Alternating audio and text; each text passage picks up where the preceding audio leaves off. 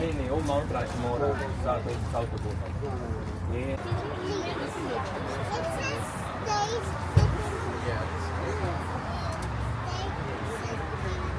Anyway, I am a unique architect. I am the very first architect ever to create buildings without the use of blueprints. Yeah, it just made things go faster. My buildings went up everywhere, just like that. They fell down everywhere, but not a big deal. Why? Well, because nobody was ever hurt, and that meant that there were no lawsuits. Just arrived on the tip of the West End. How do I know that? Because right here is Causeway Street, and Causeway Street is right up here. Yeah, Causeway Street's been here for about 300 years. Now, you're going to notice that as we head this way, we're heading towards the mill pond. Now, right here is the mill pond, but it's not there anymore. Do you know why? Because they filled it in. Yeah, watch this. That's Boston today.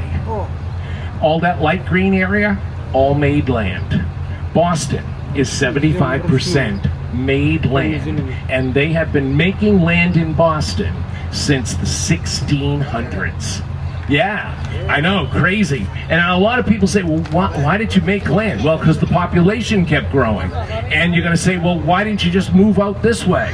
Because we couldn't. Because these were towns that were incorporated of almost the same year we incorporated. So, for us to move in here would have been like Russia moving in on the Ukraine. You just can't do that. That's not done. So, what they did was they started moving out like this, out from center. The thing about it was that in the late 1800s, after they started doing this, all these little towns down here started saying, would you incorporate with us? When 100 years earlier, they'd have nothing to do with us. So, that is how Boston has 75% made land.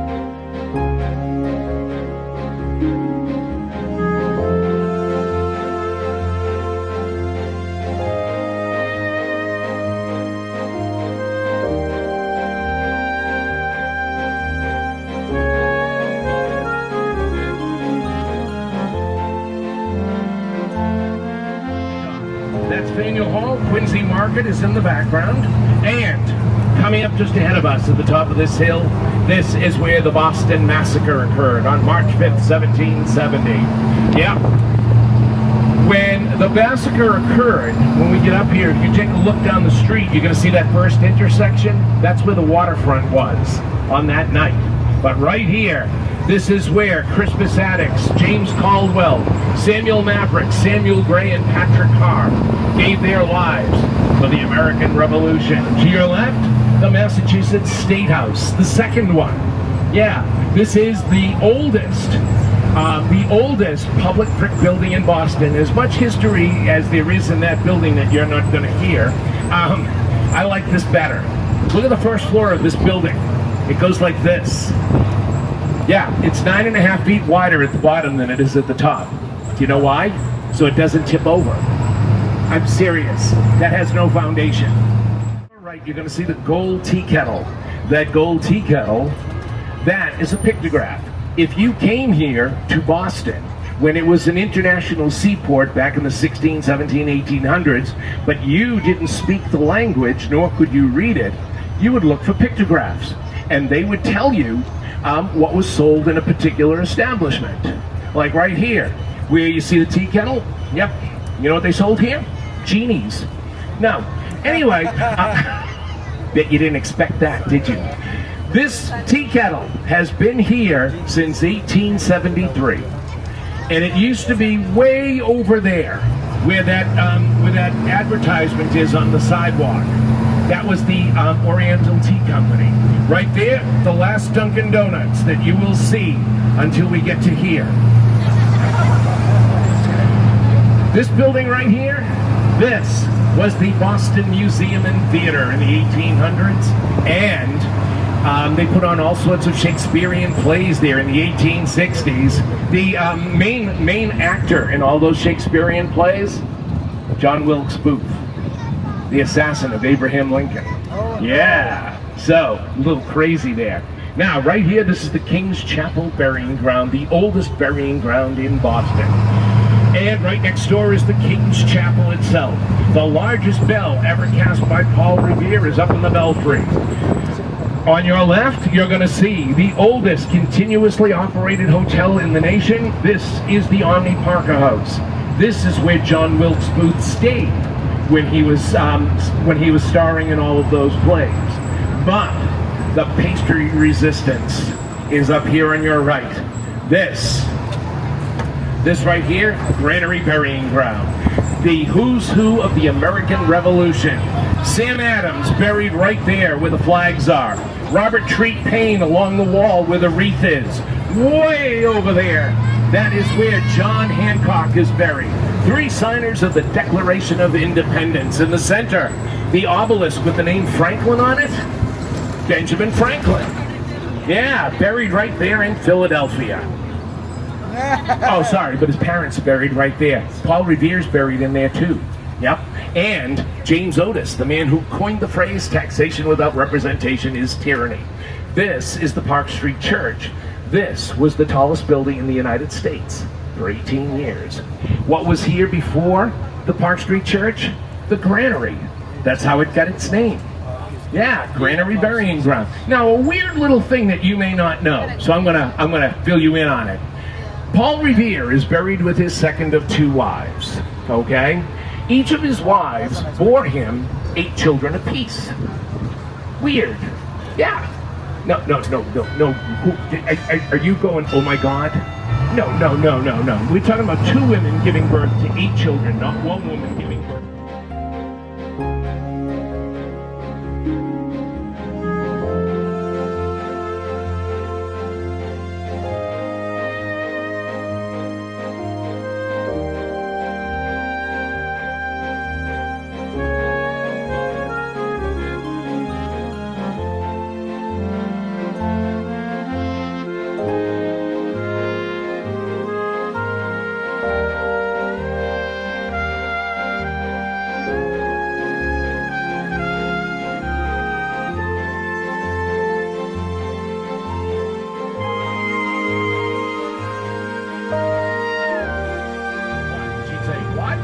So, anyway, over here, this is the Boston Common, and the Boston Common, this is where the very first settler of Boston lived.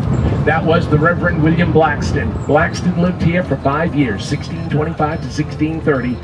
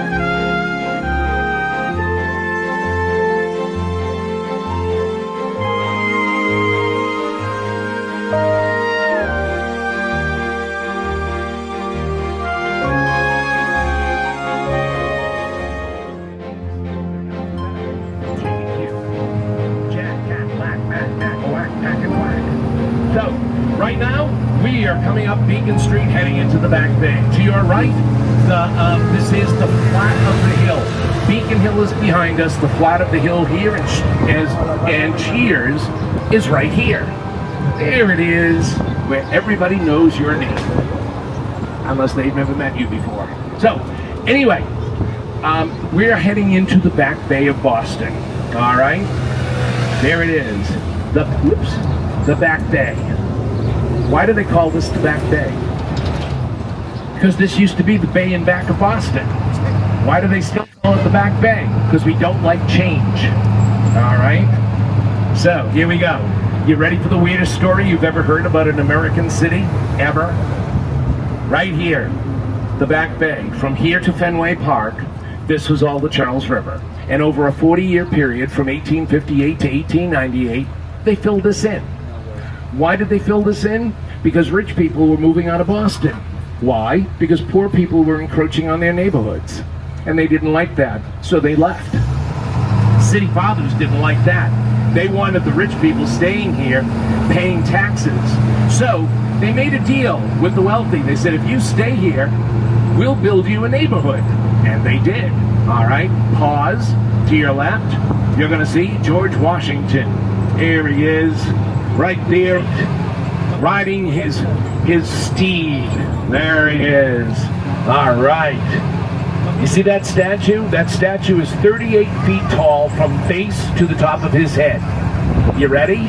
That's 10 inches taller than the left field wall at Fenway Park. I know it doesn't look it, but Fenway Park's left field wall is 37 feet 2 inches. That's 38 feet. Crazy. Anyway, so back to the Back Bay. All right. So here's what happened. From 1858 to 1898, the Irish and the Italian immigrants served as the laborers, and what they did was they displaced the Charles River. Yeah, the river was about 9 feet deep anywhere out here, so they took cribs. They made these wooden cribs, much the size of these ducks, put them in the water, blocked off the water from getting into the crib, pumped the water out, and dropped in dirt, fill, and gravel on top of the mud and a little bit of water that was there. Now, where did the dirt, fill, and gravel come from? A little bit west of Boston, Needham, Wellesley, and Dedham. Those trains would bring the dirt, fill, and gravel in here to Boston every 47 minutes, 24 hours a day, 6 days a week, for 40 years. They would take the dirt, fill, and gravel, put it on top of that mud, and then they would build new cribs and displace the water. It took roughly a year and a half to build in Arlington Street. All right? And this goes Arlington, Berkeley, Clarendon, Dartmouth, Exeter, Fairfield, Gloucester, Hereford, Ipswich, Jersey, Kilmarnock, Lansdowne, Marlborough, and Newbury streets. And legend has it that they were all named for British lords who were proponents of independence for the United States. When they started building these, the wealthy paid for the land, they paid to have the buildings built, and they built their churches and their businesses. Now, how did all of these buildings, including this huge church, not sink into the dirt, fill, gravel, mud, and water? Simple. They had contractors up in Maine chopping down 60-foot spruce trees. They chopped off all the branches, sent the trunks down here to Boston. The laborers would take those trees, they would drive them 60 feet down into the wet clay below. When they had enough trees that would support one building, they put the foundation on top of the trees and put the building on top of the foundation. Now you're sitting there saying, that's genius. But people who are sitting there saying, wait a minute, I know something about construction. They use trees? That was how long ago? 160 years ago? Those trees would have rotted by now. No. Why not? Because they put the trees beneath the water table. As long as those trees stayed below the water table, no air could get to the trees. No air gets to the trees don't rot. The trees don't rot, the buildings stay up.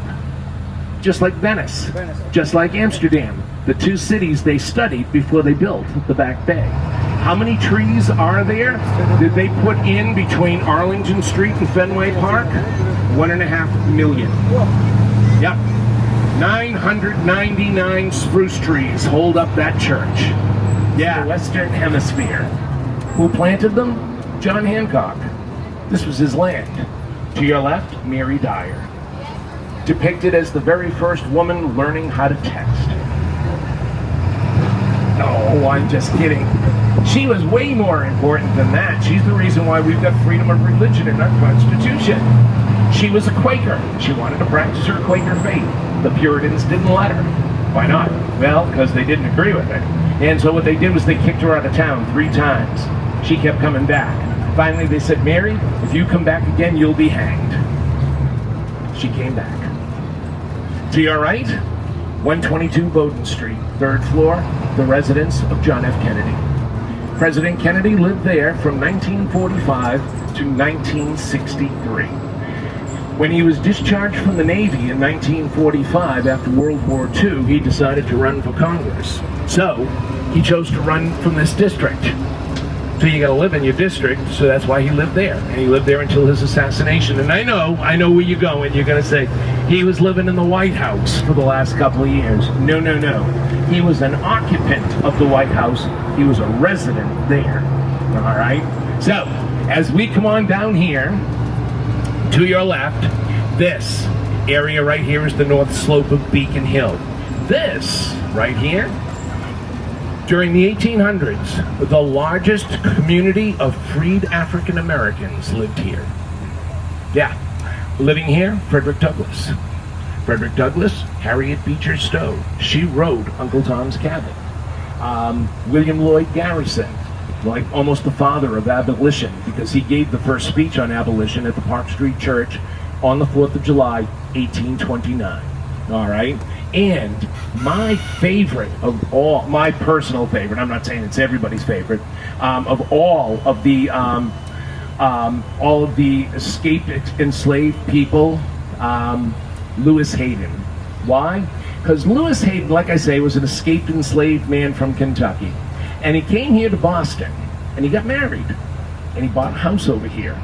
And that house became one of the 47 stops on the Underground Railroad. The man had style.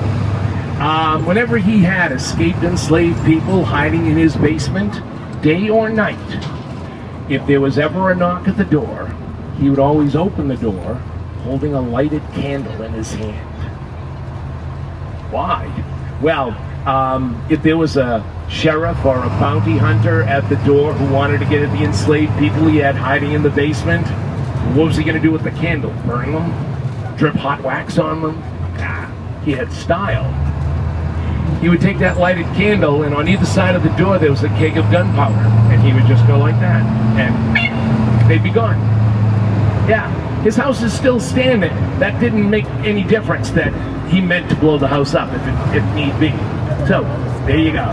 Now, as we come on down Stanford Street, how many of you have seen the movie The Brutalist? Excellent. 1. That was it. Not here, but 1 total today. This is brutalist architecture here. That's why I ask. And I kind of like this building because it's quirky. You see how it's all rough? Yeah, they have the striations, those lines that look like a cat went like that. Well, you notice that it's all like chipped away? That's because these were all smooth, and Paul Rudolph, the architect, didn't like them. So before the construction workers went away, he had them all take their hammers and smash the building to pieces. There you go. This served as Massachusetts State Police headquarters in the movie The Departed. Yeah, take a look here to your right. There you go. That is Causeway Street, and halfway down on the left is the Boston Garden, the home to the Boston Celtics. If you're waiting for me to say the Boston Bruins, they didn't play there this year. So, they didn't play anywhere this year. So, anyway, as we continue down here, I'm going to tell you a few more little things. First off, like I said, this was the congressional district of John F. Kennedy, and everybody makes a big deal about it. I am not, because he only served it for 6 years, 1946 to 1952, then he became senator. The guy you want to really pay attention to is the guy who came in after him, who served from 1952 to 1988, Tip O'Neill.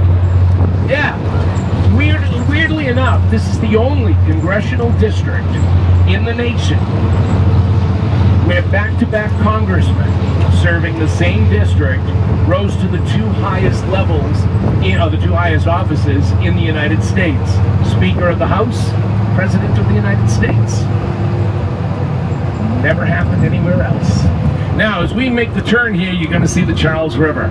It's a little bit obscured by the trees, but that's okay.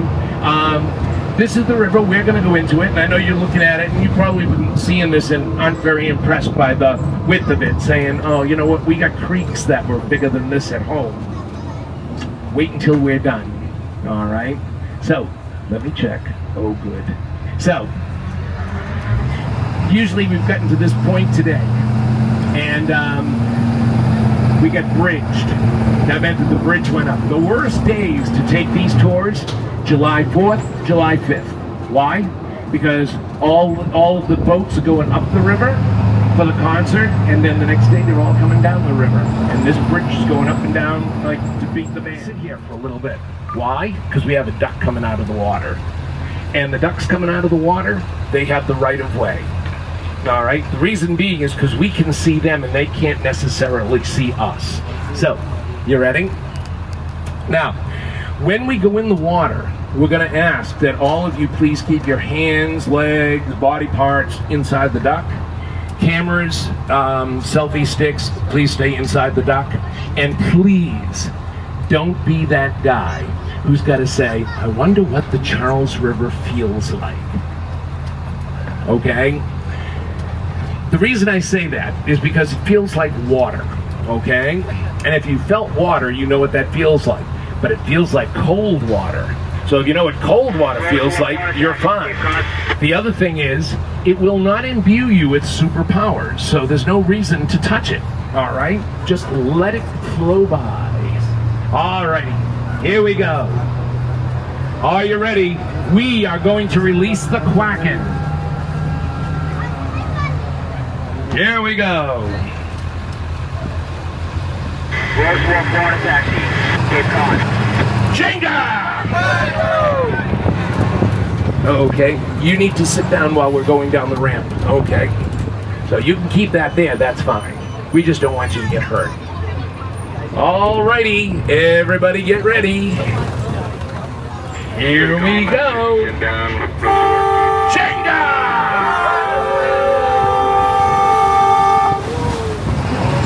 Welcome to the Charles River.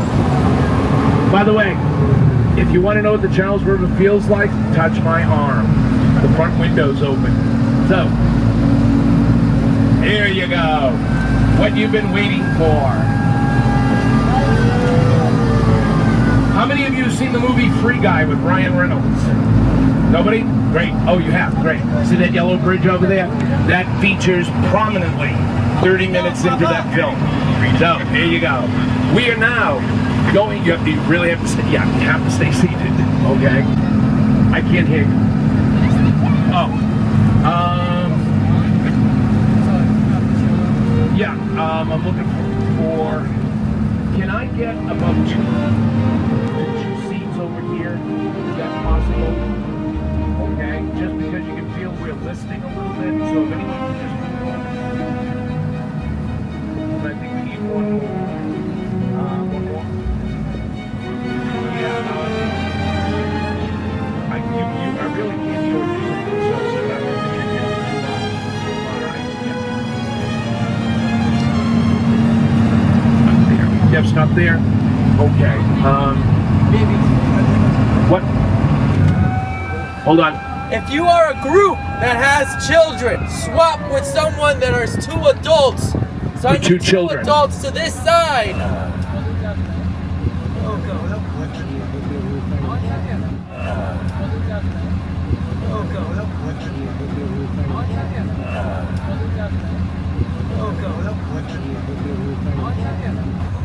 You can. I'm a little stuffed out there. We need heavy people. Just like maybe one or. We can swap just, here. You can swap? Thank you. That'd be okay. greatly appreciated. There's a baby over there. Quack, quack! Quack.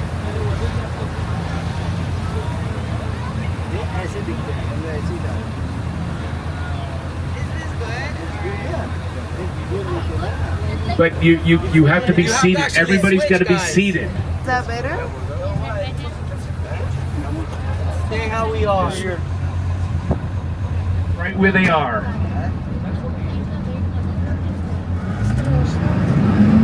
So, as we come on up here, straight ahead of us, you're going to see the dam and you're going to see the lock that we're going to go through to get to the upper basin of the Charles River. The dam and the lock were both put here in 1908 for one reason.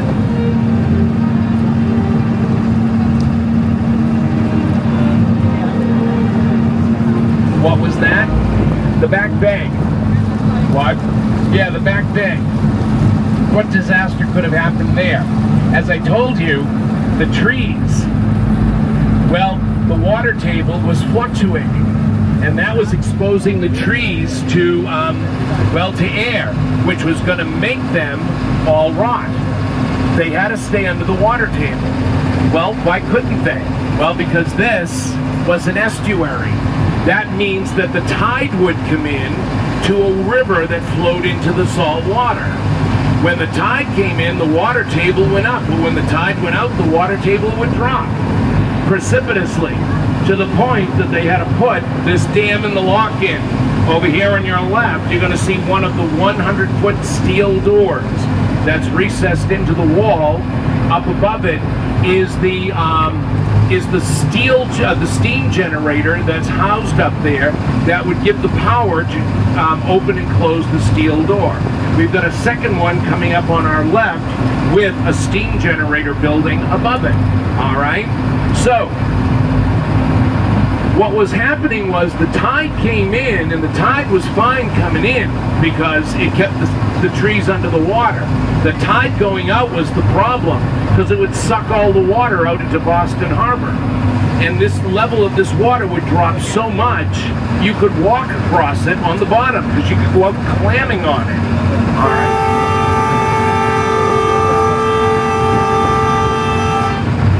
So, what they did was they put this in, and for 70 years this regulated the Charles River so this river would never drop any lower than what you see here. When this became obsolete, they put in the Gridley Lock a little farther upriver. East Cambridge is a destination. It's a place to visit. 50 years ago, it wasn't. 50 years ago, this was this close to becoming a Superfund site. Yeah. What happened? All the factories that were over here, the gas tanks, the oil tanks, the tanneries, etc., used to, ooze all sorts of pollution into the ground, and that would make its way into the river. The EPA came in, they cleaned up this river, and they cleaned up East Cambridge. So, today, this is the cleanest urban river in the United States. All right, you're doing great. This is for you. All right, thank you. Come right around here. Be very careful. All righty, there you go. You're very welcome. Come on down. You have a hand up? Come on down.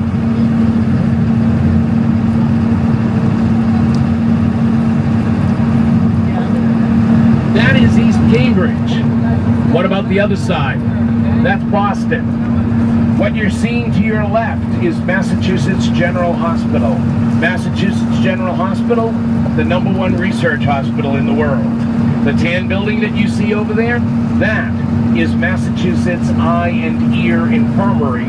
That is the #1 specialty hospital in the world as well. All right? So, both of these sides here all made land. Yep. On this side, from Charlestown, almost out to Harvard University, all made land. On this side, from Boston Harbor, all the way out to Boston University, all made land. That's 4 miles of made land. So, let me just show you for a sec. Right here, we are, oops, not going to be able to do that. Let me see if I can get my hand behind it. We are right there. All that light straight ahead of us, that's the Longfellow Bridge. That was named for Henry Wadsworth Longfellow. Longfellow was a poet, and he wrote the Song of Hiawatha, he wrote The Wreck of the Hesperus, The Village Blacksmith, and The Ride of Paul Revere. All right? We call this bridge the Salt and Pepper Shaker Bridge because the towers look like salt and pepper shakers. So, as we come on up here, if you keep watching over by the left, you're going to see the gold dome of the Massachusetts State House come up tallest hill in all of Boston. The Puritans were so afraid of being invaded that they put sentries up on top of the hill. They built this great big wooden tower, and on top they put a cauldron full of pitch. If they Now, as we come on up here, we're going to be going under the bridge. When we go under the bridge, as we come out, those of you who are on the driver's side, you're going to get an opportunity to see the back bay. And you're going to get a great opportunity for photographs. You folks who are over here on my side, we're going to make a loop. When we make the loop, you'll get the best shots at seeing the back bay. All right? So everybody will get an equal opportunity to see the back bay.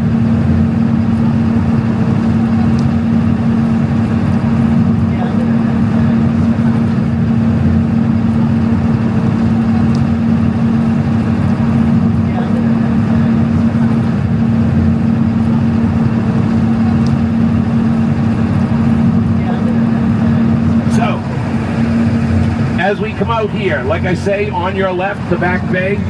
On your right is going to be MIT. Alrighty. And MIT, you're going to see a portion of it. You won't see the entire campus because there's just no way to see it unless you're from a helicopter. Alright. So right over here is Massachusetts Institute of Technology. The building that has the Doppler radar on it, it looks like a golf ball on a tee. That is the green building, and that was designed by I.M. Pei. And that is where the Doppler radar was perfected but not invented. Straight out, you're going to see the Harvard Bridge, which is nowhere near Harvard. And beyond that is Boston University. Boston University, you can see the Citgo sign. The Citgo sign denotes Kenmore Square and Fenway Park. It also denotes the beginning of Boston University, and you can't see the end because the end goes way, way that way. Going this way, the back bay. From the Citgo sign to this rust-colored steeple coming up on our right, that is the back bay. That is what took 40 years to fill in. Now, if you look at the buildings that just peek over the trees, those are from the 1800s. Anything that's taller than that, with the exception of churches, that is all from the 20th and 21st century. So, the bank with all the trees, that's the Esplanade. That is where last night, where the concert was held. And the round dome that you see over there, kind of a pinkish tan look, that is the Hat Shell. That's where the Boston Pops played at last night's fireworks spectacular. The building over here to your right is the oldest sailing school in North America. That right there is community boating. Alrighty? So, now, as we come on back here, we're going to go back underneath the Longfellow Bridge.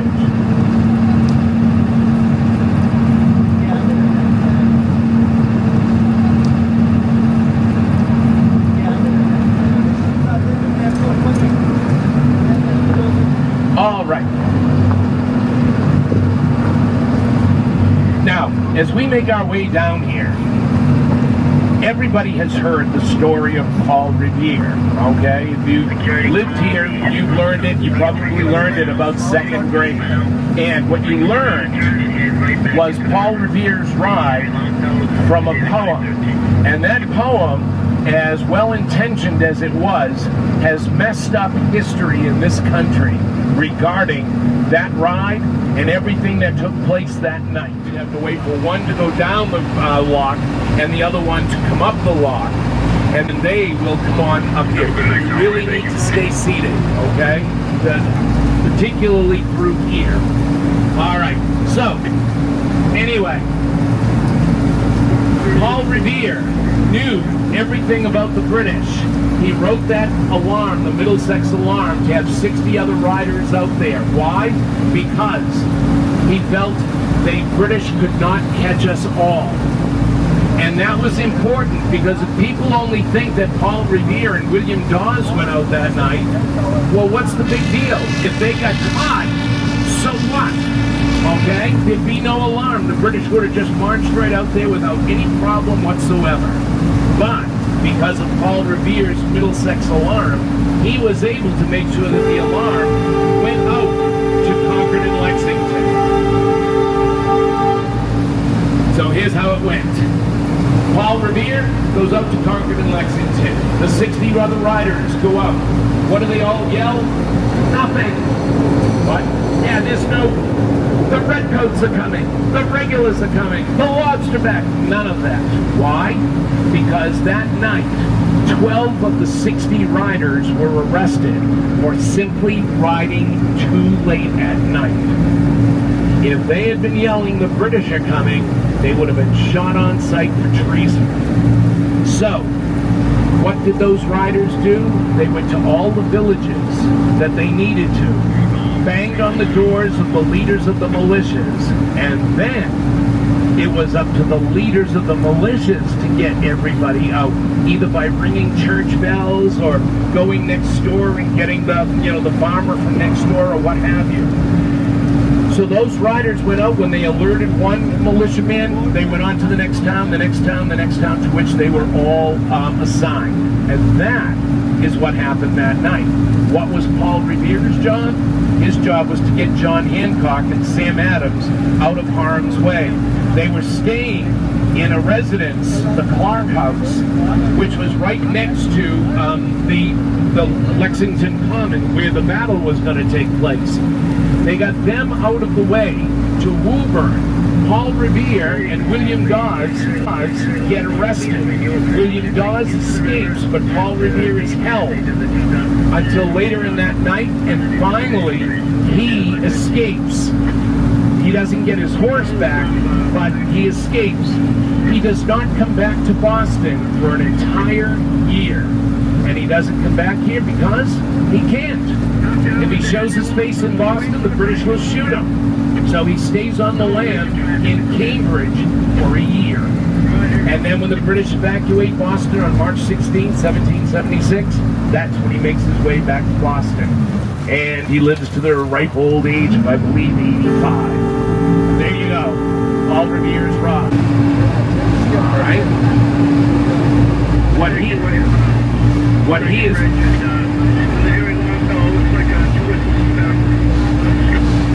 What he is doing is way more difficult than it looks.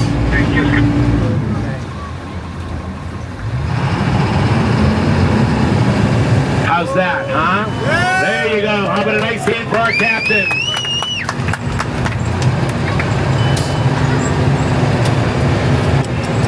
As we come on up here,